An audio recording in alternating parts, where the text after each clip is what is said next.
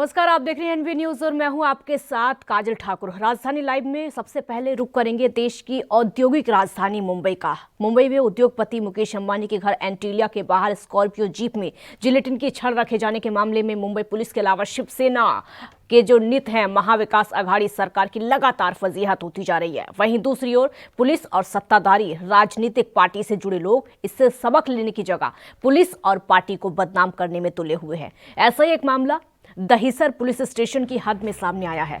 एक तरफ जहां इस क्षेत्र में धड़ल्ले से जुए का अड्डा चल रहा है, तो वहीं दूसरी तरफ इस जुए के अड्डे से शिवसेना से जुड़े कुछ लोग आधी रात को वहां पर हफ्ता मांगने के लिए पहुंचते हैं। जुए का अड्डा चलाने वाले 4 लोगों से कहासुनी उनकी होती है और बात इतनी बढ़ जाती है कि दोनों तरफ के लोगों के बीच में मारपीट तक हो जाती है और इस झगड़े में उन चारों ने जुआ खेलने आए एक व्यक्ति की हत्या कर दी।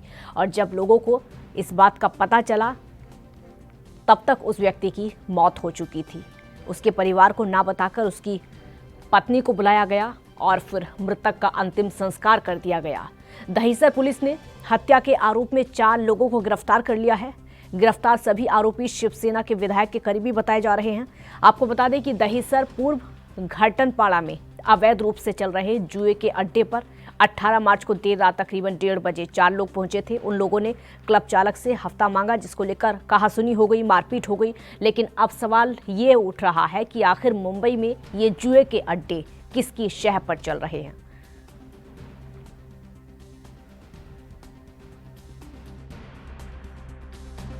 मेरा कारखाना के ऊपर सूर्याबाई करके इधर का लोकल गुंडा है, तो उसने मेरे को हर महीने को हफ्ता बांधने के लिए बोले थे। तो मैं बोला भाई मेरा ऐसा कोई काम धंधा है नहीं, मेरा कारखाना है और उसमें मेरा रोजी रोटी निकलती है, मैं मेहनत करता हूँ, तो मैं आपको हफ्ता नहीं दे सकता हूँ।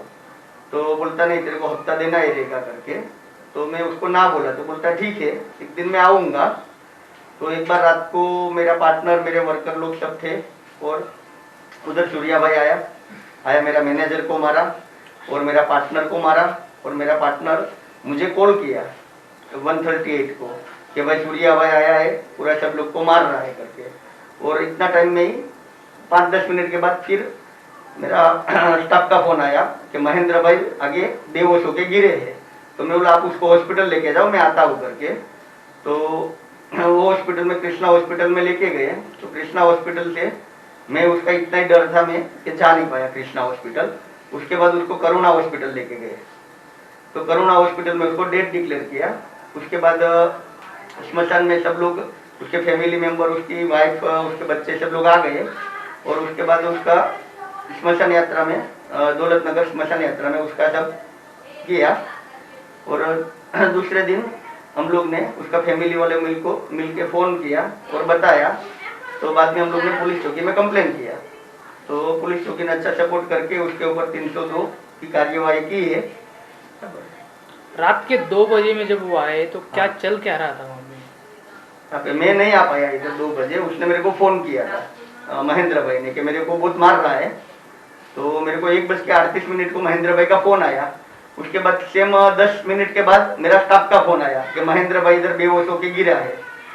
उसके बाद मैं जाने की कोशिश किया तो फिर बोला कि सेठ आप मत आओ, अब हम लोग को आगे भी रुका के रखा है। और सूर्या भाई उसके साथी 4-5 लोग हैं और पेशेंट को भी रुका, महेंद्र भाई को भी रुका के रखा है। और 17 तारीख की रात को मेरे हस्बैंड के फ़ोन से मुझे फ़ोन आया उनके स्टाफ का कि आपके हस्बैंड गिर गए और उसको हम हॉस्पिटल लेके जा रहे हैं। हम उनको कृष्णा हॉस्पिटल लेके गए वो लोग। तो मैंने बोला कौन से हॉस्पिटल लेके जा रहे हो? तो बोले कृष्णा हॉस्पिटल। तो मैं सीधा कृष्णा हॉस्पिटल गई और वहाँ जाके देखा तो मेरे हस्बैंड की ट्रीटमेंट चल रही थी। तो वहाँ पे डॉक्टर ने बोला कि हमारे यहाँ पे वेंटिलेटर नहीं है, तो आप उनको दूसरी हॉस्पिटल में शिफ्ट करो। तो हम लोग उसको हॉस्पिटल लेके गए और वहाँ पे डॉक्टर ने उसको चेक किया तो मेरे हस्बैंड ऑफ हो गए थे। तो वहाँ से फिर उनका जो भी ट्रीटमेंट मतलब क्रियाक्रम रहता है वो हमने किया। फिर सेकंड डे मुझे पता चला कि उनके ऑफिस के वहाँ पे उनको मारा गया था और वहाँ के एरिया के गुंडों ने मारा था और तोड़फोड़ की थी। और विशाल भाई से वो हफ्ता मांगने आए थे, 25,000 का हफ्ता मांगने आए थे गुंडों ने।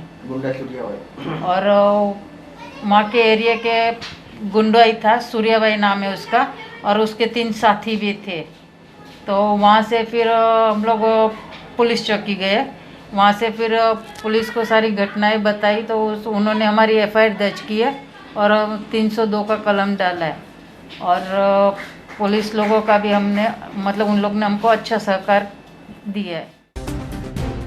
तो एक तरफ तो एंटीलिया का मामला अभी तक थमा नहीं है, महाराष्ट्र सरकार की लगातार फजीहत होती जा रही है, लेकिन वहीं दूसरी तरफ जुए का केस सामने आने के बाद जो आरोपी हैं वो भी शिवसेना विधायक के करीबी बताए जा रहे हैं।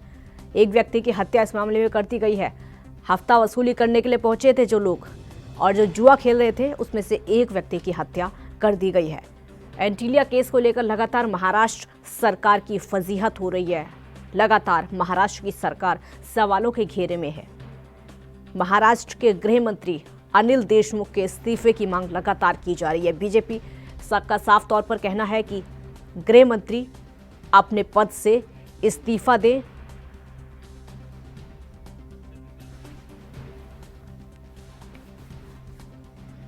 और इस खबर पर हमारे साथ ज्यादा जानकारी के लिए सत्य प्रकाश सोनी संवाददाता मुंबई से फोन लाइन पर जुड़ चुके हैं। सत्य प्रकाश, एक तरफ एंटीलिया का मामला अभी तक थमा नहीं था, लगातार महाराष्ट्र सरकार की फजीहत हो रही है क्योंकि वो केस लगातार बढ़ता जा रहा है। सरकार उसको समेटने की कोशिश कर रही है लेकिन वो समेटा नहीं जा रहा है। अब दूसरी तरफ ये जुए का मामला, ये भी शिवसेना विधायक के करीबी आरोपी बताए जा रहे हैं।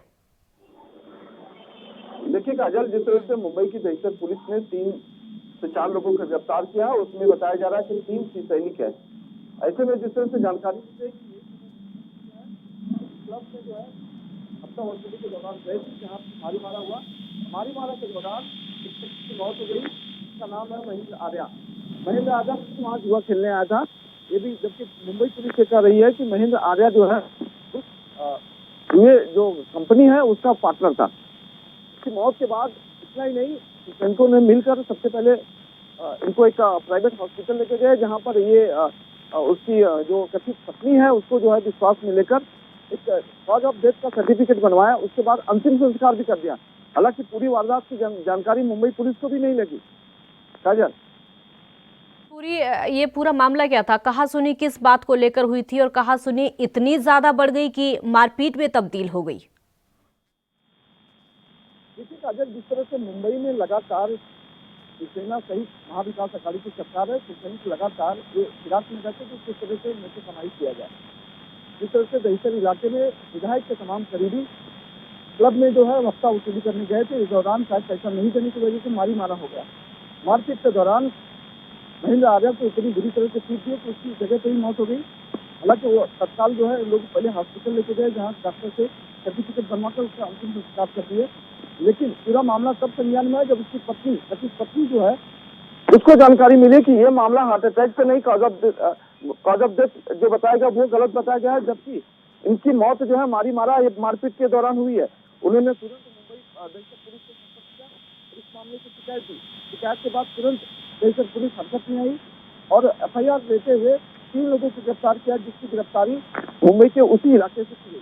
जी, यहाँ पर एक सवाल बहुत इंपॉर्टेंट हो जाता है क्योंकि जो पूर्व पुलिस कमिश्नर ने आरोप लगाया है गृह मंत्री अनिल देशमुख पर कि वो लगातार कहते थे कि उनको पैसे चाहिए, पुलिस पर दबाव बनाया जाता था हर महीने, और पैसे कहाँ से इकट्ठे किए जाएं ये भी बताया गया था। मुंबई के जो होटल हैं, जो बार हैं, जो रेस्टोरेंट हैं, वहाँ से पैसे इकट्ठे करके गृह मंत्री को चाहिए थे। ये बात अभी तक सामने है क्योंकि पूर्व पुलिस कमिश्नर ने खुलासा किया। लेकिन अब हफ्ता वसूली का मामला, ये भी शिवसेना विधायक के करीबी है, तो कहीं ना कहीं स्पष्ट हो जाता है कि कुछ ना कुछ तो चल रहा है महाराष्ट्र के अंदर। अगर इस तरह से आरोप कोई IPS यानी कि पूर्व कमिश्नर अगर लगाते हैं कि 100 करोड़ की हफ्ता वसूली के लिए मंत्री कहते हैं कि आपको 100 करोड़ रुपया लाने कहाँ से, वही बताते हैं। मुंबई में जिसमें पब चलते हैं, बार चलते हैं, रेस्टोरेंट चलते हैं, क्लब चलते हैं, उनसे पैसा वसूली करना। तो जाहिर तौर पर ये प्रक्रिया कहीं कहीं मुंबई पुलिस के संज्ञान में हो रही है, ऐसी जानकारी तो मिल रही है। लेकिन जिस तरह से शिवसेना की इस पूरे मामले में संलिप्तता, वसूली करने जाते हैं, वसूली करके लाते हैं, तो जाहिर तौर पर कहीं कहीं एक लापरवाही सामने आ रही है।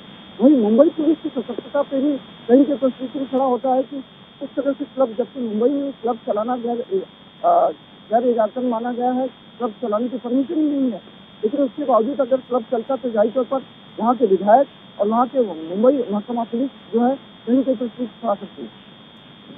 जुए वाले मामले में हत्या को लेकर मुंबई पुलिस का क्या कहना है, क्योंकि पहले से ही मुंबई पुलिस सवालों के घेरे में है।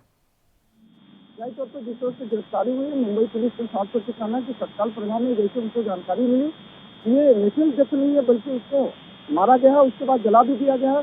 पुलिस हरकत में आई कि उनको गिरफ्तारी की है। हालांकि ये भी जानकारी मिली कि अब तक 4 लोगों की गिरफ्तारी की गई है, जिसमें 3 लोग शिवसेना से बिलोंग करते हैं, शिवसेना के कार्यकर्ता है। तो ऐसे में एक सवाल खड़ा होता काजल कि किस तरह से पूरे इतने बड़े षड्यंत्र को रचा जाता है, व्यक्ति की मौत हो जाती है, उसके बाद बिना परिवार को संज्ञान में लिए जला भी दिया जाता है। मामला जलाने के बाद संज्ञान में आता है कि मारपीट की वजह से उसकी मौत हुई है।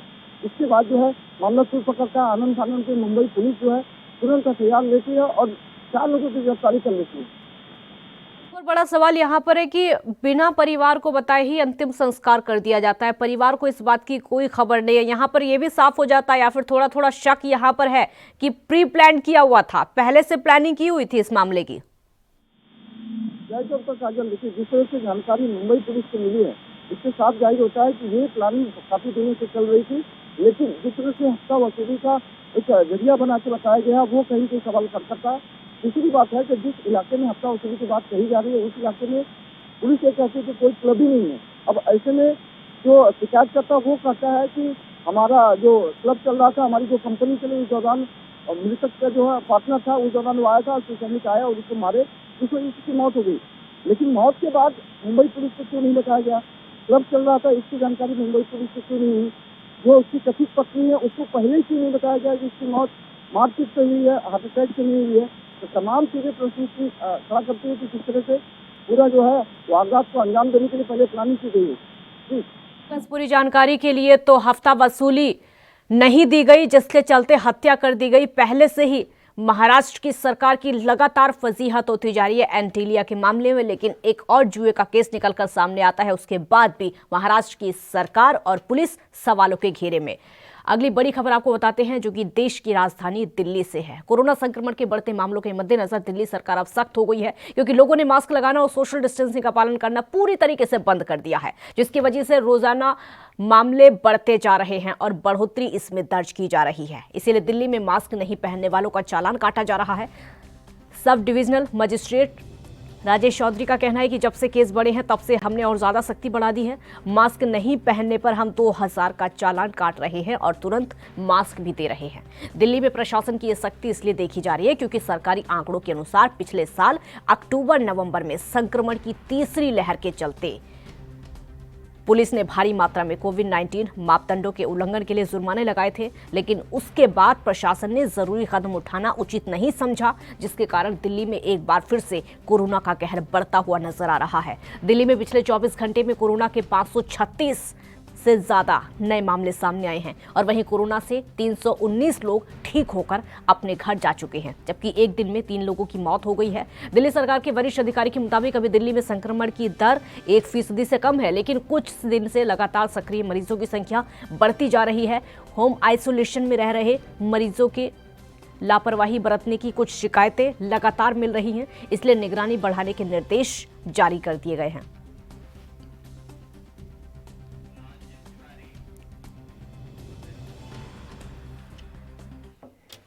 राजीव तिवारी दिल्ली से संवाददाता इस समय हमारे साथ लाइव जुड़ चुके हैं ज्यादा जानकारी के लिए।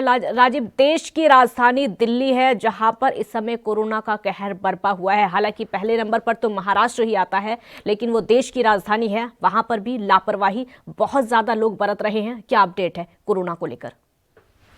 देखिए, बिल्कुल बताया, जिस तरीके से कोरोना की जो स्थिति है बिल्कुल डराने वाली हो चुकी है, क्योंकि जिस तरीके से और राज्यों की बात करें तो कहीं ना कहीं लगातार कोरोना की स्थिति है बिल्कुल बढ़ती चली जा रही है। और वहीं बात करें दिल्ली की, तो दिल्ली के अंदर भी आंकड़े बिल्कुल बढ़ते नजर आ रहे हैं और सीधे सीधे कहें तो कहीं ना कहीं जनता लापरवाही कर रही है, जिसकी वजह से इतनी बड़ी संख्या के अंदर कह सकते हैं लापरवाही करने के साथ साथ कोरोना के जो आंकड़े हैं वो बढ़ते नजर आ रहे हैं। मगर जिस तरीके से लगातार जनता लापरवाही कर रही है या फिर जो अधिकारी लापरवाही कर रहे हैं या फिर बाजारों के अंदर सोशल डिस्टेंसिंग मास्क का यूज नहीं करने के लिए चेकिंग नहीं कर रहे हैं, तो कहीं ना कहीं दिक्कत है जरूर। मगर जिस तरीके से दिल्ली सरकार अब सतर्क होती नजर आ रही है और कहीं ना कहीं 24 घंटे के अंदर 500 से ज्यादा के आंकड़े आना तो कहीं ना कहीं चिंता के विषय जरूर है। मगर जिस तरीके से लगातार कहीं ना कहीं दिल्ली सरकार अब कड़े कदम उठा रही है, यहाँ तक कि बाजारों के लिए या फिर कहें लोगों के लिए मास्क का यूज करने के लिए बहुत जल्दी जरूरी कहा जा रहा है, यहाँ तक कि जुर्माना भी लगाया जा रहा है। मगर बाजारों के अंदर जैसे कहीं ना कहीं सोशल डिस्टेंसिंग बिल्कुल भी नहीं है, क्योंकि कल रविवार था और रविवार के अंदर ही कहीं ना कहीं जो सोशल साप्ताहिक बाजार होते हैं या फिर मार्केटें होती हैं, वो कहीं ना कहीं उसके अंदर सोशल डिस्टेंसिंग का पालन नहीं किया। जिस तरीके से बात करें दिल्ली पुलिस की, तो दिल्ली लगातार इस तरफ गौर नहीं कर रही है, क्योंकि जिस तरीके से पहले कोरोना वॉलंटियर को या कोरोना अधिकारियों को जब लगाया गया था मार्केटों में सोशल डिस्टेंसिंग के लिए, मास्क के लिए, तो कहीं ना कहीं अब चिंता का विषय बिल्कुल बनता नजर आ रहा है, क्योंकि जिस तरीके से जनता भी लापरवाही है, अधिकारी की तरफ से भी लापरवाही नजर आ रही है और दिल्ली सरकार की तरफ से भी कहीं ना कहीं लापरवाही है, जिसकी वजह से कहीं ना कहीं गिनती जो है बढ़ती नजर आ रही है। जी, एक बार फिर से मास्क ना लगाने वालों के चालान काटे जा रहे हैं। कितने रुपए का चालान काटा जा रहा है और क्या इसका कोई फर्क पड़ता हुआ देश की राजधानी में दिखाई दे रहा है? देखिए, बिल्कुल जिस तरीके से बात करें अरविंद केजरीवाल जी की सरकार की, तो कहीं ना कहीं उन्होंने दोबारा से जुर्माने की रकम बिल्कुल लगा दी गई है और यहाँ तक कि अधिकारियों को ऑर्डर भी दे दिए गए हैं, जो लोग मास्क नहीं लगा रहे हैं सार्वजनिक जगहों पर, तो कहीं ना कहीं उनके लिए जुर्माना भी रखा गया है और जुर्माना वही 2,000 रुपए का जुर्माना है। और देखना होगा कि 2,000 के डर से क्या जनता से दोबारा से मास्क लगाएगी या सोशल डिस्टेंसिंग का पालन करेगी। अगर नहीं करती है तो कहीं ना कहीं दिल्ली की सरकार के लिए बड़ी मुश्किलें खड़ी हो सकती है, क्योंकि जिस तरीके से लगातार कह सकते हैं कोविड जो अस्पताल थे उनको पहले हटा लिया गया था, अब दोबारा से वहीं उन्हीं अस्पतालों को कोविड सेंटर बनाने की तैयारी की जा रही है। अगर जिस तरीके से लगातार कहीं ना कहीं आंकड़े बढ़ते दिल्ली के अंदर, तो कहीं ना कहीं अस्पतालों को दोबारा से कोविड सेंटर बनाया जाएगा। मगर जिस तरीके से लगातार बात करें वैक्सीनेशन की, टीकाकरण की, तो कहीं ना कहीं उसके अंदर भी तेजी नजर आ रही है, क्योंकि जनता कहीं ना कहीं आगे बढ़ चढ़कर अपना रजिस्ट्रेशन करा रही है और कहीं ना कहीं टीकाकरण के लिए तैयार भी होती नजर आ रही है। मगर जिस तरीके से बात करें जनता की लापरवाही की, तो वो भी कहीं ना कहीं बढ़ती नजर आ रही है। हम लगातार देख रहे हैं कई राज्यों में नाइट कर्फ्यू लगा दिया गया है। महाराष्ट्र के कई जिलों में नाइट कर्फ्यू लगा दिया गया है, पंजाब के कई जिलों में नाइट कर्फ्यू लगा दिया गया है और लगातार लोगों को हिदायत दी जा रही है। क्या देश की राजधानी में नाइट कर्फ्यू को लेकर या फिर लॉकडाउन को लेकर कोई चर्चा चल रही है? देखिए, बिल्कुल जिस तरीके से बात करें दिल्ली के अंदर लॉकडाउन की या फिर नाइट कर्फ्यू की बिल्कुल चर्चा चल रही है और कहीं ना कहीं जनता को भी लग रहा है कि जिस तरीके से लगातार कहीं ना कहीं कोरोना की गिनती दिल्ली के अंदर ही बढ़ रही है, तो उससे साफ जाहिर है आने वाले समय के अंदर अगर इसे कंट्रोल नहीं हुआ, यानी कि ये भी कह सकते हैं दिल्ली सरकार बिल्कुल कंट्रोल करने की कोशिश कर रही है, अगर कंट्रोल नहीं हुआ तो कहीं ना कहीं नाइट कर्फ्यू बिल्कुल लगाया जा सकता है, धारा 144 का भी इस्तेमाल किया जा सकता है। और बात करें लॉकडाउन की, अगर जिन इलाकों के अंदर सबसे ज्यादा पेशेंटों की गिनती आ रही है, तो कहीं ना कहीं उन इलाकों के अंदर लॉकडाउन बिल्कुल लगाया जा सकता है। मगर देखना होगा क्या स्थिति अभी दिल्ली सरकार संभाल पाती है, नहीं संभाल पाती है। अगर नहीं संभली तो कहीं ना कहीं वही स्थिति दोबारा आएगी जो पहले हुई थी, यानी कि लॉकडाउन लगाना पड़ सकता है और कहीं ना कहीं धारा 144 का इस्तेमाल किया जा सकता है। मगर देखना होगा क्या दिल्ली सरकार कितनी मुस्तैदी से काम करती है या फिर अधिकारियों को कितने ऑर्डर दिए गए हैं, ताकि बाजारों के अंदर सबसे पहले सोशल डिस्टेंसिंग और मास्क और सैनिटाइजर का यूज बहुत जरूरी है। जी, वैसे एक चीज और है और इस बात को समझना भी बहुत जरूरी है, क्योंकि यही सवाल भी है, दिल्ली सरकार को लेकर ही सवाल है। पहले जब कोरोना की शुरुआत हुई थी तो लोगों में एक डर था, बहुत ज्यादा डर था, लोग बिना मास्क के घर से बाहर नहीं निकलते थे, सोशल डिस्टेंसिंग का लगातार पालन किया जा रहा था, क्योंकि दिल्ली की सरकार सख्त थी, केजरीवाल सरकार सख्त थी। लेकिन अब हम देख रहे हैं जितने ज्यादा लापरवाह लोग हैं उससे कहीं ज्यादा लापरवाह सरकार दिखाई दे रही है। वो रूल दिखाई नहीं दे रहे हैं जो कि पहले शुरुआत में थे।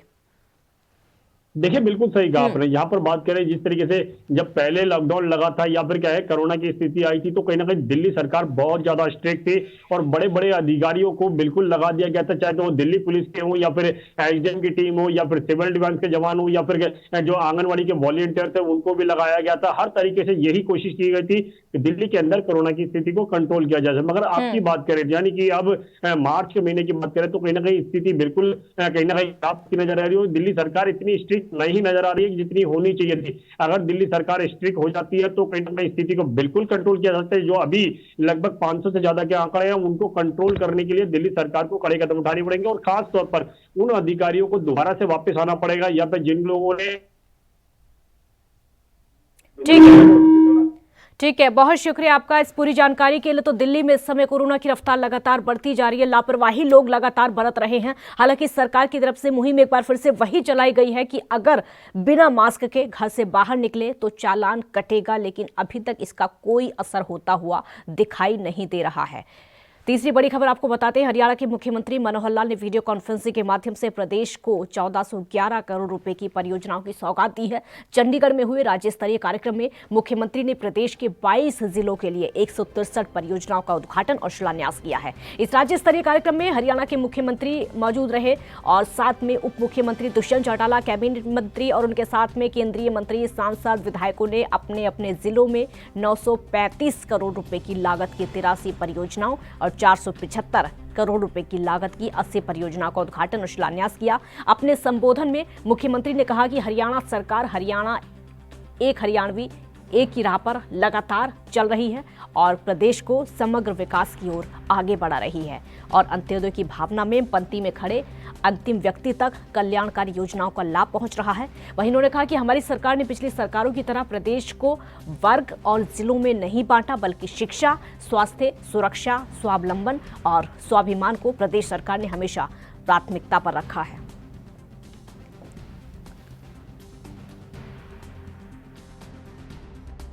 तो हमने 2019 में भी मार्च में चुनाव से पहले कोई 4000 करोड़ रुपए के ऐसे प्रोजेक्ट्स थे जिनका शिलान्यास और उद्घाटन इकट्ठे किया था।